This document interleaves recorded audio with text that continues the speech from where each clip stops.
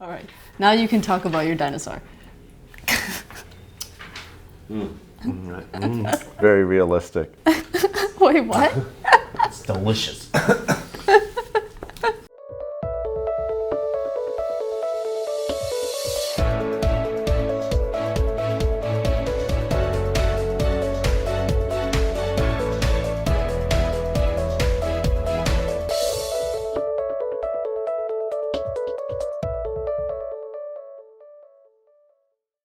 Hey you guys, it's me, LV, here on LV, and we're back with Carol. I wanted to ask you a little bit more about your art and how it has evolved. It seems like everything I do goes back to pattern design. So the patterns from all the pages that I did morphed into doing a bunch of canvases. That's beautiful. And so I have stacks of canvases that I've done, but I'm also an experimental artist. So I like to try new things. So then I decided to do some cut work with my canvases. So shiny, I love the colors. Yeah. It reminds me of a cheetah.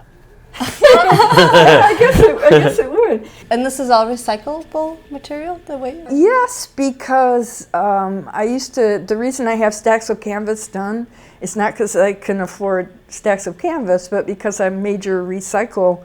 I found a printer that was tossing scraps, and so I just started painting. Have you thought of like submitting your work to galleries or themselves, or like East Studio Tour, or? I did that. I've done that for about 9 years. Okay. Yeah. Yeah. But hauling this stuff is hard for me physically to keep doing, and shows in Austin tend to be really expensive. They don't have things like they do in Portland and Seattle, where there's a weekly nucleus of artists set up that you can count on going to. Because people would ask me, well, where can we find you during the week? And I'm like, Round Rock. And it's Way out there in the country. yeah, and so that kind of ended that conversation. You know? Yeah. So I'm showing online on Instagram and explaining my work in 60 seconds as much as I can. You know? This is how I did this real quick, you know. Yeah, and hopefully getting exposure that way. Yeah. Yeah. So, I mean, if you go to my Instagram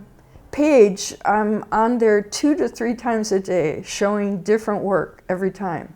So if I can't get to my work because there's stuff piled on top of it, then I do digital art on my iPad.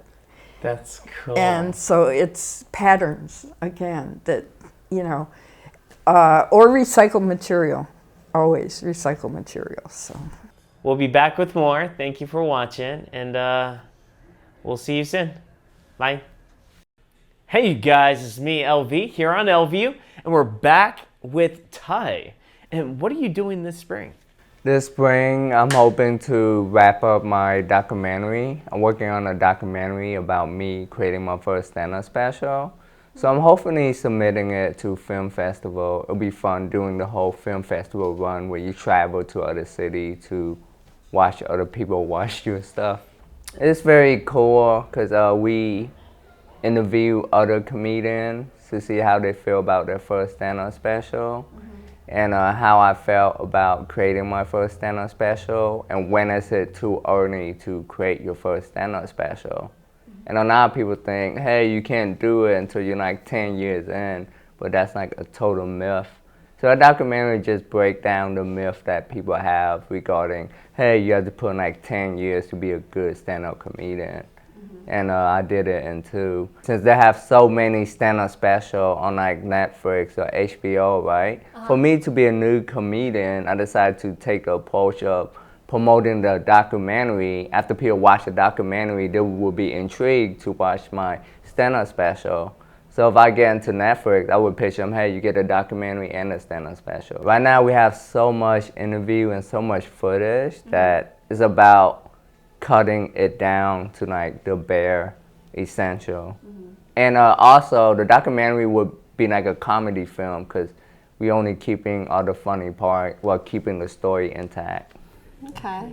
Okay. So that's your main focus. Are you performing it all too? I will be traveling around the United States. I'm part of like the brewery and winery tour. And then you also perform in Austin on a weekly basis. Where do you do that? Yes, I perform pretty much everywhere. Like last night, I did 2 shows, one at Spider House Ballroom and one at Castro Bar and Grill all the way in Lakeway.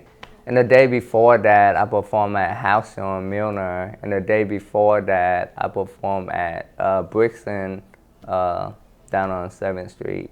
You can show us a little bit of a video of what you do, and Yeah. Yes, let's do it. all right, cool. Here we go. Check it out. I don't like meeting new people. Every time I meet somebody new, they will ask me, where are you from? I would tell them, I'm from Vietnam. Then they'll immediately follow up with, do you know where I can find authentic Vietnamese food in Austin? I just got so tired of answering this question that I just tell them, you want authentic Vietnamese food? Go to google.com and type in Vietnamese restaurant in Austin that failed a health inspection. I hope you loved the video. And thank you for your time, Ty. Thanks for having me. Yeah, we'll see you soon. All right, see ya. All right. Bye. Bye, you guys. Hey, you guys, it's me, LV, here on LView, and we're here with Kevin. And tell us more about your stage combat. I've been pretty busy with that here in Austin. I was the resident fight choreographer for Austin Shakespeare for several seasons. Now I do a lot more kind of freelance work as well, but I am the resident fight choreographer for Austin Opera as well, which it's been really interesting. Opera has been an interesting challenge, but with that as well, you also have to be mindful of having a physical event and yet allowing the actor to launch into an aria or something, which requires a lot of breath. So you can't have them like leaping around and then all of a sudden stop and like launch into it. So you do also design, and you do some technical support in the Yeah, I theater, do so- like technical directing, design, and I run a scenic carpentry shop.